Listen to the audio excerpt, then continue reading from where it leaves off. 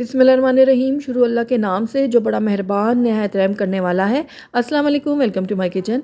आज मैं आपसे बहुत ही सॉफ्ट और बहुत ही मज़ेदार से बटर गार्लिक नान की रेसिपी शेयर कर रही हूँ, जो घर में बनाना बहुत ही आसान है और आप देख रहे हैं कितने ये टेम्पिंग और कितने मज़ेदार लग रहे हैं। तो एक मैं आपको तोड़ के भी दिखाती हूँ कि कितने ज़बरदस्त बने। ये देखिए, बिल्कुल बाज़ार की तरह ये बन के तैयार हुए हैं, बहुत ही टेस्टी बने। आप इनको मखनी दाल के साथ, मखनी हांडी के साथ या फिर गरम गरम पाई के साथ इसको सर्व कर सकते हैं। तो ज़रूर ट्राई कीजिएगा आप मेरी इस रेसिपी को। तो चलिए फटाफट से इस मज़ेदार सी रेसिपी को बनाना शुरू करते हैं। तो बटर गार्लिक नान बनाने के लिए सबसे पहले हम इसके लिए एक डो तैयार करेंगे। तो यहाँ पर मैंने एक बड़ा बाउल ले लिया और इसके अंदर मैं ऐड कर दूँगी 2 कप मैदा। तो 1 कप मैंने डाल दिया, दूसरा कप भी मैं इसमें डाल दूँगी। उसके बाद इसके अंदर मैं ऐड करूँगी नमक हस्बे ज़रूरत और 1 चाय का चम्मच इसके अंदर मैं ऐड करूँगी चीनी।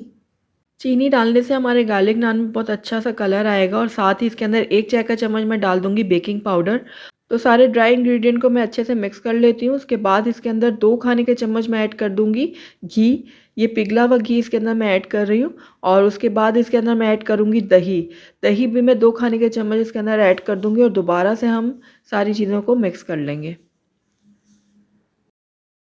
चीज़ों को अच्छे से मिक्स करने के बाद इसको अब मैं गूँध लूँगी। तो मैंने यहाँ पर 1 कप ले लिया नीम गर्म दूध। आप चाहें तो नीम गर्म पानी के साथ भी इसको गूँध सकते हैं। तो मैं यहाँ पर दूध के साथ इसको गूँध रही हूँ। इससे बहुत ही सॉफ्ट और मज़ेदार हमारे गार्लिक नान बन के तैयार होंगे। तो ये देखिए, थोड़ा-थोड़ा करके मैं इसमें दूध ऐड करती जा रही हूँ और इसका एक मैं सॉफ्ट सा डो तैयार कर लूँगी। हमने डो को हार्ड नहीं बनाना, सॉफ्ट गूँधना है इसको। तो 3 से 4 मिनट के लिए मैंने इसको गूँध लिया अच्छी तरह से। अब आखिर में इसके ऊपर मैं थोड़ा-सा ऑयल डाल दूँगी, तकरीबन 1 खाने का चम्मच, और उसके बाद मैं दोबारा से इसको गूँधूँगी ताकि हमारी जो डो है ना अच्छे से चिकनी हो जाए। तो ये देखिए, इस तरह से मैंने थोड़ा-सा इसको और गूँध लिया और ये ऊपर से बिल्कुल स्मूथ हो गई है डो। और ये देखिए कितनी ये नरम डो तैयार हुई है। तो बस इसको अब मैं कवर करूँगी और तकरीबन 2 घंटे के लिए इसको मैं रेस्ट के लिए छोड़ दूँगी, क्योंकि अभी सर्दी का मौसम है तो ये थोड़ी देर से राइज़ होगा। गर्मियों के मौसम में इसको ज़्यादा देर नहीं लगेगी राइज़ होने में। तो बस ये देखिए 2 घंटे हो गए इसको पड़े हुए और ये थोड़ी-सी डो जो है वो फूल गई है। ये देखिए। इसको दोबारा से मैं थोड़ा-सा गूँध लेती हूँ। तो बस अब ये सारी डो जो है मैं उठा लूँगी और इसका एक बड़ा-सा पेड़ा तैयार कर लूँगी, इस तरह से। और उसके बाद इसको मैं डिवाइड कर लूँगी छोटे हिस्सों में। जितना बड़ा आपने नान बनाना है ना, उस हिसाब से आप इसको डिवाइड कर लें। अगर आप बड़े नान बनाना चाहते हैं तो आप बड़े इसके पेड़े तैयार कर लें। मैं मीडियम साइज़ के नान तैयार करूँगी तो उसके लिए मैंने यहाँ पर मीडियम साइज़ के पेड़े तैयार करने हैं। तो ये देखिए, मैंने इनको छोटे हिस्सों में डिवाइड कर लिया है। अब इनके मैं पेड़े तैयार कर लूँगी, इनको अलग करके। तो ये देखिए, इस तरह से मैंने एक मीडियम साइज़ का पेड़ा रेडी कर लिया है। तो इसको मैं एक प्लेट में रख देती हूँ और इसी तरह से मैं बाकी के पेड़े भी रेडी कर लेती हूँ। तो यहाँ पर सारे जो पेड़े हैं वो रेडी हो चुके हैं। आइए इनके अब नान बनाना शुरू करते हैं। तो यहाँ पर मैंने थोड़ा-सा मैदा डस्ट कर लिया है और एक पेड़ा लूँगी मैं। पेड़े को मैं किनारों से थोड़ा-सा प्रेस करते हुए बढ़ा लूँगी ताकि इसको बेलने में हमें आसानी हो। तो बस हल्के हाथों से इसको मैं बेल लूँगी ताकि ये चारों तरफ से एक जैसे तैयार हों। तो नान को जो है मैंने बेल लिए। हम अभी थोड़ा बेलेंगे, बाकी का हमने दोबारा से इसको बेलना है थोड़ा, तो इसलिए बहुत ज़्यादा पतला आप एक दफ़ा में ही नहीं कर लीजिएगा। तो ये अब मैंने जो ग्रेट करके लहसुन रखा हुआ था ना, वो मैं इसके ऊपर डालूँगी। आप चाहें तो बारीक चॉप करके भी इसमें डाल सकते हैं। तो जितना आप पसंद करते हैं ना, उस हिसाब से इसमें फैलाते हुए आप डाल लें गार्लिक को।